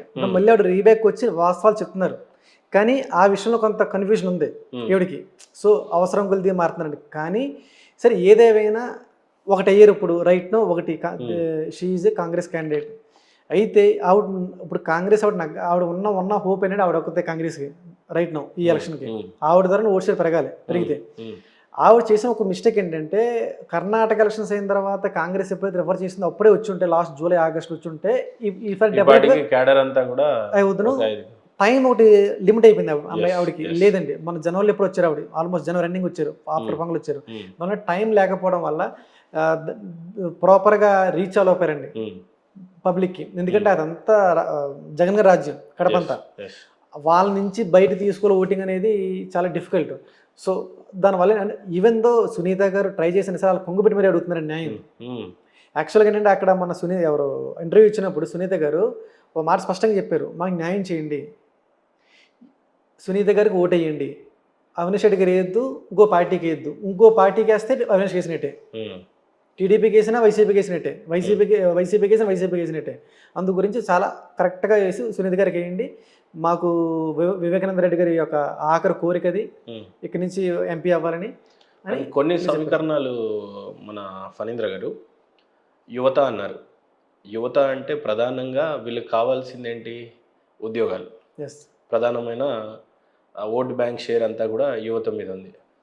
రెండోది లా అండ్ ఆర్డర్ విషయంలో, ఆడబిడ్డల విషయంలో కావచ్చు, లేదా ఓవరాల్గా మన ఏపీ రాష్ట్రాన్ని చూసినట్లయితే తెలంగాణలో కేసీఆర్ గారికి లా అండ్ ఆర్డర్లో మంచి పేరు వచ్చింది. కంట్రోల్ రూమ్ని బిల్డ్ చేయటం కానీ, ఇన్నోవా క్రిస్టాస్ ఇవ్వటం కానీ, లేకపోతే పోలీస్ స్టేషన్లను ఒక ఐటీ కంపెనీ లాగా బిల్డ్ చేయటం కానీ, లేకపోతే కెమెరాస్ అత్యధికంగా పెట్టించటం కానీ, అట్లా చూసుకుంటూ పోతే లా అండ్ ఆర్డర్లో ఈయనకి పేరు చాలా బాగా వచ్చింది కేసీఆర్ గారికి. అదే ఆంధ్ర రాష్ట్రానికి వచ్చేసరికి లా అండ్ ఆర్డర్ విషయంలో కొన్ని చిన్న చిన్న తప్పిదాలు, ఇప్పుడు దిశ చట్టం తీసుకొచ్చారు. నిజంగా ఏ మేరకు సక్సెస్ అయ్యారు అని అంటే అది పెద్దగా పబ్లిసిటీలోకి అంత కనిపించలేదు. లా అండ్ ఆర్డర్ విషయానికి వచ్చేసినట్లయితే ప్రధానంగా గొడవలు చాలా ఎక్కువగా, రౌడీజాన్ని ఎక్కువగా వచ్చినట్టు, ప్రజా సమస్యల మీద పోరాడాలి అని అంటే, ప్రజాగళాలు వినిపించాలి అని అంటే చాలా తక్కువగా కనిపించినాయి. ఇన్ఫ్యాక్ట్ ఏ గవర్నమెంట్ వచ్చినా కూడా ఇక్కడ రేవంత్ రెడ్డి గారు పోరాటం చేయడానికి ఎన్ని కేసులు పెట్టినా ఏం చేసినా ఎండ్ ఆఫ్ ద డే ఇక్కడ పోరాటం నువ్వు చేసుకో, నిరసన చెప్పే అధికారం ఎవరికైనా ఉంది. సో నిరసనలు చాలా ఎక్కువగా వినిపించినాయి. బండి సంజయ్ గారు ఈరోజు అంత పెద్ద లీడర్ అయ్యాడు అని అంటే నిజంగానే ఆయన గళం వినిపించే స్వేచ్ఛ ఆయనకు ఉండింది. అట్లా ఆంధ్ర రాష్ట్రంలో చూసినట్లయితే పవన్ కళ్యాణ్ గారు అడుగడుగు వెళ్ళిపోతే కంచు వేయటం, ఈయనకేమో అరెస్ట్ అవ్వటం. అంటే ఇన్ఫ్యాక్ట్ నేను ఇక్కడ ఆయన గురించి తప్పుగా అనాలని కాదు కానీ, బట్ ఓవరాల్గా చూసినట్లయితే లా అండ్ ఆర్డర్ విషయంలో కానీ లేదా ప్రజా సమస్యల మీద పోరాడాలి అని అనుకున్నప్పుడు ఆ గళం వినిపించే విషయాలలో పెద్దగా అక్కడ ఆ పట్టిమ కనిపించాలి. ఒక పక్క లా అండ్ ఆర్డర్, ఒక పక్క యువతకి ప్రధానంగా జాబ్ క్యాలెండర్స్ విడతల వారీగా రిలీజ్ చేస్తాం ముందే షెడ్యూల్ ప్రకారంగా అన్నారు. సో ఇవి రెండింటిని మిక్సప్ చేసి చూస్తే ఏ పార్టీకి ప్రధానమైన బలాలు ఉన్నాయి అని అంటే ఏం చెప్తారు? లా అండ్ ఆర్డర్ పరంగా అటు టీడీపీకి ఉంటుందా, ఎన్డీఏ కూటమికి, లేదా ఇటు వైఎస్ఆర్సీపీకి ఉంటుందా? ఓకే, మీరు అడిగింది రెండు విషయాలు. ఒకటి యువత, రెండు లా అండ్ ఆర్డర్. ఫస్ట్ యువత తీసుకుందాం. యువత వచ్చేటప్పటికి 2019 ఎలక్షన్ ఆయనకి ఓటేసేటప్పుడు అప్పుడు ఉన్న పూర్తిగా మేనిఫెస్టో చేయలేకపోవడం వల్ల బాబు గారు పూర్తి స్థాయిలో చేశారు. కానీ జగన్కి ఒక అవకాశం ఇస్తే ఇంకా జాబ్స్ ఎక్కువ వస్తున్న ఉద్దేశంలో ఒక పాజిటివ్గా యూత్ యునానిమస్గా ఓటేశారండి జగన్ గారికి. అయిపోయింది, జాబ్ క్యాలెండర్ ఇస్తా అన్నారు, కానీ జాబ్ క్యాలెండర్ ఇవ్వలేదు. రెండో విషయం ఏంటంటే ఆయన చేసింది ఏంటంటే యువత విషయం వచ్చేప్పటికి వాలంటీర్ సచివాలయం పెట్టారు. వాలంటీర్ అదే జాబ్స్ కాదు, అది పక్కన పెట్టండి. సచివాలయం జాబ్స్ 135,000 మందికి నెలకు ఒక 26,000 30,000 ఇస్తున్నాడు ప్రజెంట్ స్కేల్ ఉన్నది. కానీ ఇక్కడ ఉన్న ప్రాబ్లం ఏంటంటే ఒకటి అనుకున్న జాబ్స్ ఇవ్వలేదు, అక్కడ ఫెయిల్ అయింది గవర్నమెంట్. రెండో విషయం ఏంటంటే ఆ 135,000 మంది కూడా పబ్లిక్ ఎలా ఫీల్ అవుతున్నారంటే దే ఆర్ కార్యకర్తస్ ఆఫ్ వైఎస్ఆర్సీపీ, కార్యకర్తలు వైఎస్ఆర్సీపీకి తప్ప జాబ్ కాదు. ఎందుకంటే లైక్ ఎంటెక్ చేసినోడు జాబ్ చేస్తున్నాడు 5,000కి. ఇప్పుడు మా ఇన్స్టిట్యూషన్ ఉన్నారు, బీటెక్ ఎంటెక్ పీజీ చేసిన వాళ్ళు చేస్తున్నారు. స్టార్టింగ్ 15 జాయిన్ అయ్యారు 2019లో, వాళ్ళు మెల్లిమెల్లిగా 25, ఇప్పుడు ప్రజెంట్ 28 అంతా వస్తుంది పే స్కేల్. సో ఆ జాబ్ అన్నది చాలామంది గతి లేక చేస్తున్నాం అన్న ఒక పాయింట్ ఆఫ్ వ్యూ ఉంది. సో దానివల్ల ఏంటంటే జనరల్గా యూత్ వచ్చేటప్పటికి ఒక కాన్స్టిట్యున్సీ తీసుకుంటే కనుక 18 to 35 years ఏజ్ గ్రూప్ ఉన్న వాళ్ళు అరౌండ్ 40% ఉంటారండి, 35 to 40% ఉంటారు. వీళ్ళే మెయిన్ మోటివేషన్ కుటుంబానికి. అంటే కాన్స్టిట్యున్సీకి ఒక యావరేజ్ తీసుకుంటుంటే 70,000 to 80,000 ఓటర్స్ ఉంటారండి ఒక కాన్స్టిట్యున్సీకి. వాళ్ళు కనుక ఒక 60-70%గా ఒక పార్టీకి మూవ్ అయితే కనుక ఒక 50,000 కూడా అక్కడ పోలేకపోతాయి ఆ పార్టీకి. So they are the deciding factor. అందులో యూత్ వచ్చేటప్పటికి ఇంకో ఇద్దరు లాగుతారు, దీంట్లోకి ఇన్ఫ్లుయెన్స్ చేసే కెపాసిటీ ఉంటుంది వాళ్ళకి.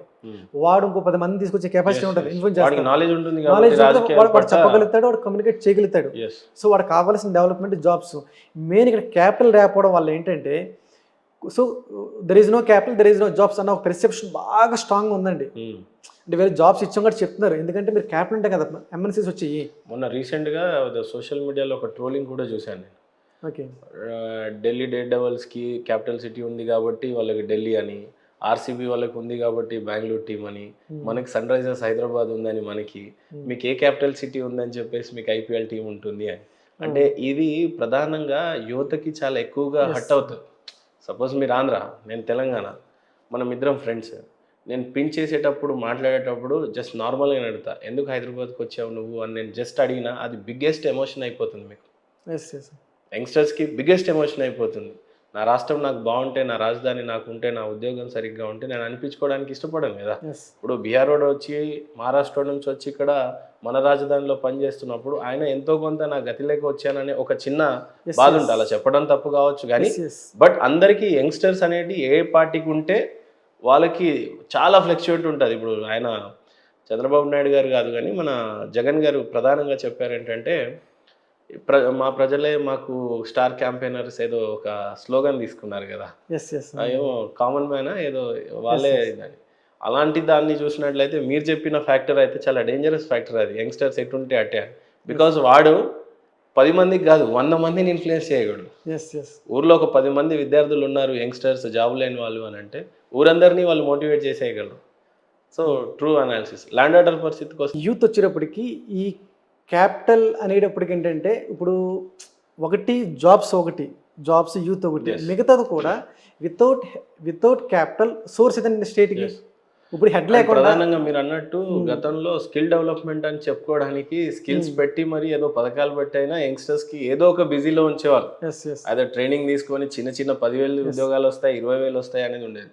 జగన్ గారి గవర్నమెంట్ లో స్కిల్ డెవలప్మెంట్ రిలేటెడ్ తాలూకా పనులు ఏమైనా జరిగినాయంటే ఏం చెప్తారు మీరు? ఏమీ లేవండి. ఉమ్, అంటే ఇప్పుడు ఒకటి జాబ్స్, ఒకటి ఇన్కమ్ మీద స్టేట్కి ఉమ్, ఆ, ఇన్కమ్ మీద. ఇప్పుడు ఫర్ ఎగ్జాంపుల్ తెలంగాణ తీసుకోండి, హైదరాబాద్ పక్కన పెట్టండి, హైదరాబాద్ పక్కన పెట్టండి, స్టేట్ చెప్పండి నాకు. తెలంగాణ స్టేట్, హైదరాబాద్ పక్కన తీసేయండి, హైదరాబాద్ పక్కన పెట్టి మాట్లాడండి, నథింగ్ తెలంగాణ. yes. అంటే పాజిటివ్ Income చెప్తాను, source positive. of a point. So main source of income is the Hyderabad. So ఒక మాట చెప్పాలంటే కనుక హైదరాబాద్ మీదే సర్వే అవుతుంది Yes, తెలంగాణ. yes, కర్ణాటక అంతే main source. yes, Bangalore. So అలాగే ఇప్పుడు ఒక హ్యూమన్ బాడీకి హెడ్ ఉండాలి కదా, హెడ్ లేకుండా వితౌట్ హెడ్ హౌ. ఇప్పుడు చంద్రబాబు నాయుడు గారు కూడా చెప్పింది అదే.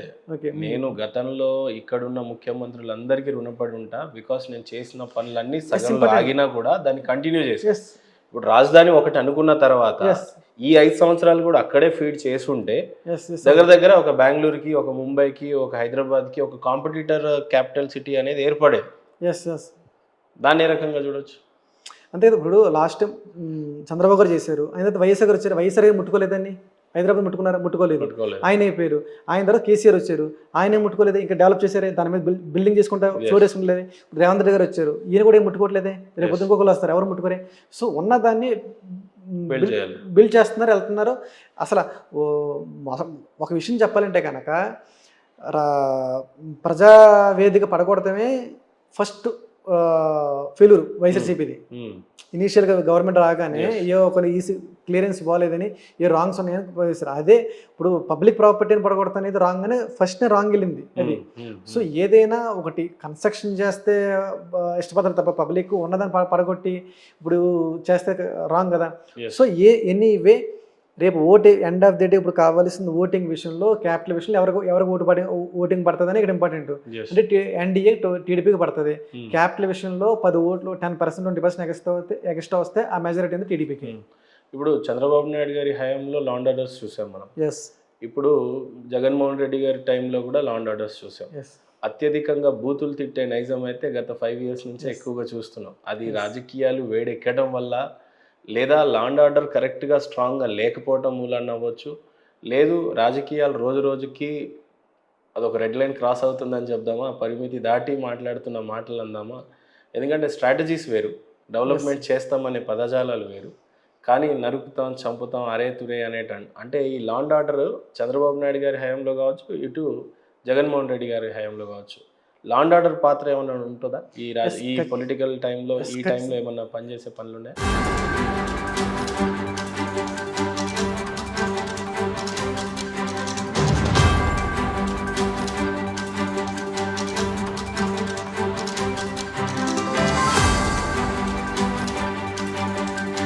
ఖచ్చితంగా ఉంటుందండి. ఎందుకంటే వైఎస్ఆర్సీపీ గవర్నమెంట్ ఫామ్ అయిన తర్వాత రౌడీయిజం అనేది విపరీతంగా పెరిగిందన్న అదే విషయం చిన్నపిల్లడి దగ్గర నుంచి పెద్దోడి దాకా అందరి దృష్టిలో ఉంది.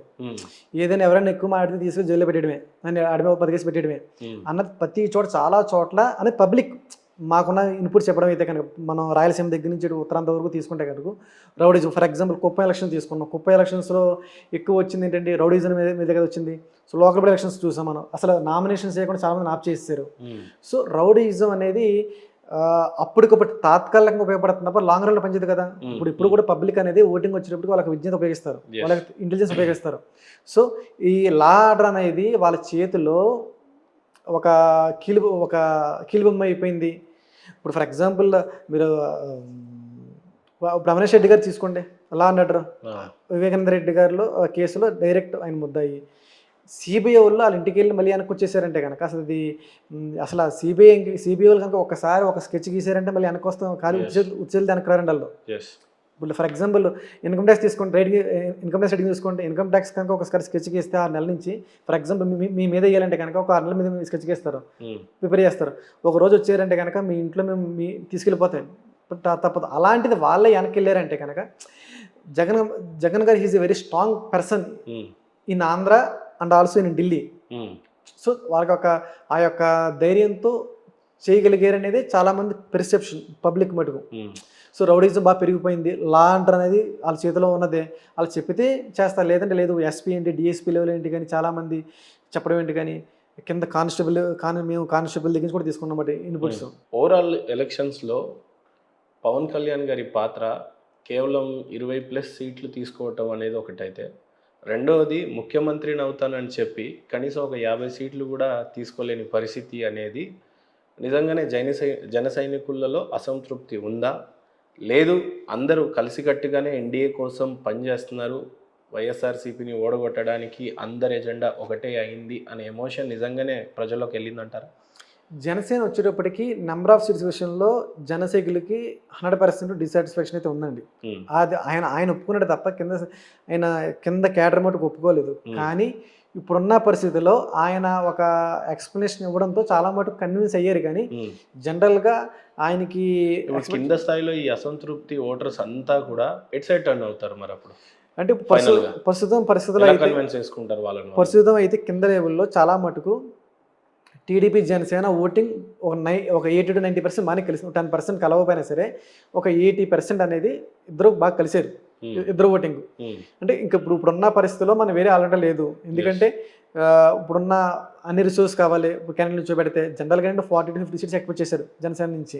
అసలు యాక్చువల్గా ఏంటంటే 0.5 ఇక్కడ ఉన్నది ఏంటంటే 0.5 బీజేపీ ఉన్న పర్సెంట్ ఏమో 11 సీట్స్ తీసుకున్నారు.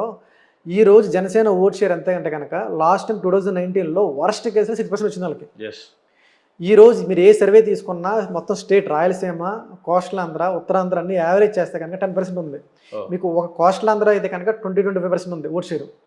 అలాంటి వాళ్ళు 21 సీట్స్ లిమిట్ అయ్యారు. అంటే ఈ రోజు యాక్చువల్లీ చెప్పాలంటే కనుక ఈ ఎలక్షన్ తీసుకుంటే మొత్తం ఎలక్షన్ వెళ్ళేదంతా మెయిన్ పవన్ కళ్యాణ్ గారిదేనండి, కీలకం ఎవరు బాబు గారి తర్వాత. ఎందుకంటే ఈ ఎలక్షన్ ఇన్ కేస్ ఒకవేళ ఆయన విడికి వెళ్ళిపోయి ఉంటే కనుక ఆయన పని నాదే, నాకు అనవసరం అని వెళ్ళిపోయి ఉంటే కనుక ఈరోజు వైఎస్ఆర్సీపీ వై నాట్ 175 తప్పేం కదా నా సురగను క్లీన్ చేయదు, మళ్ళీ 140-150 మళ్ళీ వచ్చేదినండి. ఓకే. సో మెయిన్ కీలకం ఏంటంటే ఈసారి ప్రధానంగా పిఠాపురం నుంచి చూస్తే పవన్ కళ్యాణ్ గారి పాత్ర గతంలో 2 చోట్లలో పోటీ చేశారు, ఒక చోటు కూడా గెలవని పరిస్థితి. ఈసారి ఒకటే చోటు బలంగా టార్గెట్ చేశారు. ఖచ్చితంగా జగన్మోహన్ రెడ్డి గారి పాత్ర బలంగా ఉంటుంది, ఆయన అసెంబ్లీలో అడుగు పెట్టకూడదని. మరో పక్క నుంచి బలంగా వినిపిస్తుంది ఏంటంటే అన్ని చోట్లలో గెలవాలి, కానీ ఒక పవన్ కళ్యాణ్ ఓడిపోతే అది చంద్రబాబు నాయుడు గారికి కూడా రిలాక్సేషన్ ఇస్తుంది, రిలీఫ్ ఇస్తుంది అనేది కూడా ఒకటి ప్రధానంగా వినిపిస్తుంది. ఎందుకంటే రేపు ఒక 10 సీట్లు గెలిచినా అందులో పవన్ కళ్యాణ్ గెలిచి ఉంటే ఆయన పవర్ ఇంకోలాగా పనిచేస్తుంది. ఆ పవర్ ఎప్పటికైనా చంద్రబాబు నాయుడు గారికి తలమానికంగానే ఉంటుంది, హెడేక్గానే ఉంటుంది అనేది ఒకటి బలంగా వినిపిస్తుంది. సో ఇటు ఇద్దరి పోరాటం మధ్యలో ఇతని కీలుబొమ్మై ఇతను ఓడిపోయే ఛాన్సెస్ ఎక్కువగా ఉంది అని ప్రధానంగా వినిపిస్తా ఉంది. పనిచేస్తుందా ఈ ఫార్ములా, నిజమేనా ఇది? యాక్చువల్గా అంటే అజంప్షన్స్ నేను ఉండొచ్చు కాదనట్లేదు, కానీ మా అనాలిసిస్ ప్రకారం అయితే కనుక, మా సర్వే ప్రకారం అయితే కనుక పిఠాపురంలో డెఫినెట్గా 100%కి 200% ఆయన గెలవబోతున్నారు. మినిమం 30,000 మెజారిటీతో అప్ టు 60,000 వరకు ఉంది ఆయనకి కనబడుతుంది మెజారిటీ. ఓకే. ఇప్పుడు ఆయన ఓడిపోవడంతో ఏముందండి, ఇది వరకు పరిస్థితి కదా, మళ్ళీ బై ఎలక్షన్కి వెళ్తారు, మళ్ళీ నుంచి ఉంటాడు, వేరే చోట నెగ్గుతాడు. అంటే పిఠాపురంలో ప్రధానంగా చూసినట్లయితే ఈయన ప్రత్యర్థి వైఎస్ఆర్సీపీలో వీళ్ళ పరిస్థితి ఎలా ఉంది, లేకపోతే మన పవన్ కళ్యాణ్ గారి గ్రాఫ్ ఏ రకంగా ఉంది, వీళ్ళిద్దరిని కంపేర్ చేయాలి అని అంటే ఒక పక్క ఆడబిడ్డని నిలబెట్టారు పవన్ కళ్యాణ్ గారి మీద, ఈమె గ్రాఫ్ని ఇటు పవన్ కళ్యాణ్ గ్రాఫ్ని కంపేర్ చేసి చూసినట్లయితే పిఠాపురం వరకు బలబలాలు ఎలా ఉన్నాయి అంటే ఏం చెప్తారు మీరు? పిఠాపురంలో వంగగీత గారికి ఆల్రెడీ ఎమ్మెల్యే ఎంపీ చేశారు, ఆవిడ ఆల్రెడీ అందరూ చూశారు. కాకపోతే ఆవిడ మీద కొంత వ్యతిరేకత ఉందండి స్థానికంగా కొంత, ఒకటి. రెండోది ఏంటంటే అక్కడ కాపు ఓటింగ్ అనేది ఇంచుమించుగా ఒక 80,000 నుంచి 90,000 దాకా ఉందండి అక్కడ. దీనికి మెయిన్ కమ్యూనిటీ బేస్ అనేది స్ట్రాంగ్గా ఉంది. మూడో బలం ఏంటంటే అక్కడ ఆల్రెడీ వర్మ గారు సిట్టింగ్ క్యాండిడేట్, అక్కడ ఆల్రెడీ ఎక్స్ఎమ్మెల్యే అక్కడ వర్మ గారు, వాళ్ళ అబ్బాయి గిరీష్. సో వాళ్ళు పూర్తి స్థాయిగా వర్క్ చేస్తున్నారు, టీడీపీ ఓట్ అంతా ట్రాన్స్ఫర్ చేస్తున్నారు. అలాగే జనసేన ఆటోమేటిక్గా ట్రాన్స్ఫర్ అవుతుంది. కాబట్టి అక్కడ ఈవిడికి వచ్చేటప్పటికి ఏంటంటే ఈ వెల్ఫేర్ స్కీమ్స్ బేస్ ఎవరు వంగగీత గారికి. కానీ ఈసారి ఒక పార్టీ లీడరే వచ్చి ఇక్కడ పోటీ చేస్తున్నాడు, పార్టీ ఇక్కడ మొత్తం కాన్స్టిట్యున్సీ రేపు డెవలప్ అవుద్దని ఒక హోప్ అయితే పిఠాపురం ప్రజల్లో మాకు కనిపించిందండి. ఓకే. సో ఇప్పుడు కుప్పం ఎలాగో రెండు ఈ పిఠాపురం రేపు భవిష్యత్తులో ఎలా అవుతుంది అన్నది మెయిన్. ఎందుకంటే ఒక పార్టీ లీడర్ కాన్ఫిడెన్సీ ఖచ్చితంగా డెవలప్ అవుద్ది మిగతా కాన్ఫిడెన్స్ కంపేర్ చేసుకుంటే కనుక. సో ఆ విషయంలో అయితే కనుక మాకైతే నో డౌట్ పవన్ కళ్యాణ్ గారు ఖచ్చితంగా కంఫర్టబుల్ మెజారిటీతో విన్ అవుతారు. ఒకవేళ ఓడిపోయినా సరే నెక్స్ట్ ఆల్టర్నేటివ్ బై ఎలక్షన్ వెళ్ళిపోతారు 6 నెలల గవర్నమెంట్ ఉంటే కనుక వివలో వచ్చేస్తారు. సో ఈసారి గివప్ చేయరు పరిస్థితి. గతంలో ఎప్పుడు ఏ ముఖ్యమంత్రి ఏ పార్టీ అధ్యక్షుడు తీసుకునే డెసిషన్ ఈసారి ప్రధానంగా కనిపించింది ఏంటంటే, గతంలో మీరు కూడా చాలా పొలిటికల్ స్ట్రాటజీస్ చేస్తున్నారు. ప్రధానంగా నేను గమనించింది లేదా మీరు గమనించింది చూసినట్లయితే, అత్యధిక స్థానాల్లో విచ్చలవిడిగా ఈ క్యాండిడేట్ని తీసుకెళ్ళి ఆ కాన్స్టిట్యున్సీలో తీసి ఈ కాన్స్టిట్యున్సీలో నాన్ లోకల్ అయినా లోకల్ అయినా ఏం చూడకుండా ఏ ధైర్యంతో ఈ నిర్ణయం అనేది నిజంగానే మాకైతే తెలియదు. యాజ్ ఏ పొలిటికల్ స్ట్రాటజీస్ పర్సన్గా ఏ రకంగా చూడవచ్చు అత్యధిక స్థానాల్లో మనుషుల్ని మార్చడం అనేది ఈ ఎమ్మెల్యేలు నిజంగా డెవలప్మెంట్ నిజంగా ఆ స్థాయిలో జరిగితే సెట్టింగ్లు ఎప్పుడైనా బలం అవుతారు ఆ కాన్స్టిట్యున్సీకి. వాళ్ళకే అసంతృప్తి ఉంటుంది క్యాండిడేట్కి. ఇప్పుడు మనం కరీంనగర్ పర్సన్ తీసుకెళ్ళి నిజామాబాద్లో వేసిన, నెల్లూరు పర్సన్ని తీసుకెళ్ళి రాయలసీమలో వేసిన ఏ రకంగా ఆ ఫ్రేమ్లో వాళ్ళకే కాన్ఫిడెంట్ ఉండదు. నేను నాన్ లోకల్ అవుతా కాబట్టి. ఎవరైనా లోకల్ కాన్స్టిట్యున్సీలలో ఏ ఊరికి వెళ్ళినా కూడా ఓ బాబాయో పిన్నియో అత్తో మేనత్తో ఏదో ఒక రిలేషన్షిప్లోకి వెళ్తారు. అట్లాంటిది అక్కడ పోయి కొత్తగా ఈ మార్క్ క్రియేట్ చేయటం అనేది జగన్ గారి కాన్ఫిడెంట్ అనుకోవచ్చా, లేదా అది ఓవర్ కాన్ఫిడెంట్ మీద తీసుకున్న నిర్ణయం అంటారా? యాజ్ ఎ పొలిటికల్ స్ట్రాటజీస్గా మీరు ఏ రకంగా చూస్తారు ఈ బదిలీలు అనేవి? రిజల్ట్ వచ్చిన తర్వాత 151 సీట్స్ అంటే ఒక బిగ్ విక్టరీ ఇచ్చింది, ప్లస్ అయింది. అదే ఇప్పుడు మైనస్ అయింది ఈ ఎండ్ ఆఫ్ ది టర్మ్ వచ్చేటప్పటికి. ఎందుకంటే ఈ ఉన్న వాటిలో వ్యతిరేకత బాగా ఎక్కువ ఉంది సిట్టింగ్ కొంతమంది ఎమ్మెల్యేస్ మీద. సో జనరల్గా ఒక సిట్టింగ్ ఎమ్మెల్యే మార్చి అటేప్ వేయాలంటే కనుక అది వ్యతిరేకత కింద నుంచి బాగా వస్తుంది. కానీ ఒక డిక్టేటర్ కమాండ్తో కంట్రోల్ చేశారు. నిజంగా వేరే పార్టీస్ అయితే అంత సాక్ష్యం చేయదు. లాస్ట్ టైం కేసీఆర్ చూసాం, మ్యాక్సిమం 11 మందిని మార్చి 11 మందిలో 10 మందిని ఎగ్గేశారు లాస్ట్ టైం. ఏంటి 108 మందిలో 10 మంది మారిస్తానికి సెకండ్ క్యాడర్ని మార్చాడు. సెకండ్ క్యాడర్ అదేనా ప్రత్యామ్నాయంగా కింద లాస్ట్ టైం అసంతృప్తి ఎమ్మెల్యేలు జడ్పీటీసీఓ జడ్పీ చైర్మన్ చేసో లేదా దాదాపుగా టికెట్లు బీఫామ్లు రాక అసంతృప్తి ఉన్న వాళ్ళని చేంజ్ చేశారు. ఇక్కడ పూర్తిగా పర్సన్ ఇక్కడ నుంచి తీసేసి పక్క కాన్స్టిట్యున్సీకి వేయటం అనేది చాలా భిన్నంగా చూసాం గతంలో కన్నా. ఇప్పుడు అలా చేయడం ఏంటంటే చాలా ఒకటి ఇక్కడ విషయం ఏంటంటే అండి, కింద ఈరోజు ఈ ఎలక్షన్ ఎలా ఉందంటే ఎమ్మెల్యేని ఎంపీని చూసేసి ఓటు పరిస్థితి లేదు ఆంధ్రాలో. నీకు రెండే విషయాలు, జగన్ చూసే ఓటు వేయాలి. ఆయన ఈ మాట ఆయన చెప్పాడు, మీకు జగన్ వద్దా కావాలా, నీకు స్కీమ్స్ కొంటే జగన్కి, నువ్వు జగన్ ఓటేసావంటే కింద ఎమ్మెల్యేకి వేసినట్టే, నువ్వు పర్టికులర్గా ఎమ్మెల్యేకి ఎంపీ కాదు, ఓన్ ఇమేజ్ ఉంటుంది ఆ కన్సర్న్ ఎమ్మెల్యే ఎంపీ కాదనట్లేదు. కానీ ప్రామాణికంగా ఒక 10% ఓటింగ్ అనేది రిఫ్లెక్ట్ అవుద్ది ఓటమి గెలుపులు అన్నప్పుడు మెయిన్ మీకు జగన్ కావాలా వద్దనేదే. సో దాని మీద ఏంటంటే ఆయన యాక్చువల్గా ఒకసారి జగన్ గారు చూసి ఓటేశారు. ఈసారి ఎలక్షన్ జనరల్గా ఏంటంటే క్యాండిడేట్ లాక్ రావాలి, ఎలక్షన్ని క్యాండిడేట్ తీసుకురావాలి. సో చాలామంది కింద సిట్టింగ్ మీద వ్యతిరేకంగా ఉండడం వల్ల ఇంక వేరే ఆల్టర్నేటివ్ లేక మార్చారు. సో ఓ రకంగా చెప్పాలంటే కనుక ఈరోజు ఇలా పార్టీ అలా స్టాండ్ అయిందంటే కనుక అలా మార్పు వల్లనే. బట్ ఓవరాల్గా పొలిటికల్ స్ట్రాటజీస్ ఫౌండర్ అయిన ఫణీంద్ర గారు చెప్పినటువంటి స్ట్రాటజీస్లో చూసినట్లయితే నాకైతే ఎక్కువగా టీడీపీ ఫేవర్లో మాట్లాడుతున్నట్టయితే స్పష్టంగా అనిపించింది. డ్యూ టు మీ సర్వేస్ అన్నీ అవే చెప్పినాయి అని మాట్లాడుతున్నారు అన్నట్టయితే ఎక్కువగా కనిపిస్తుంది. బలబలహాలు మీరు చాలా స్పష్టంగా చెప్పినట్టుగా కనిపిస్తూ ఉంది.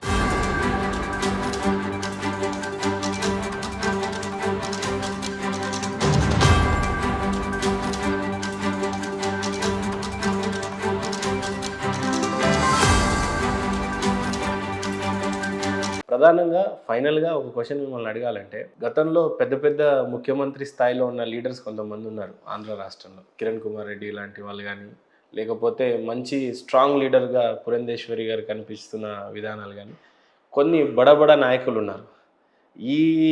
ఈ పొలిటికల్ నేపథ్యంలో ఇప్పుడు వస్తున్న ఎలక్షన్స్లో వీళ్ళకు ఎలాంటి ఫలితాలు వస్తాయి ఫైనల్గా చెప్పాలంటే?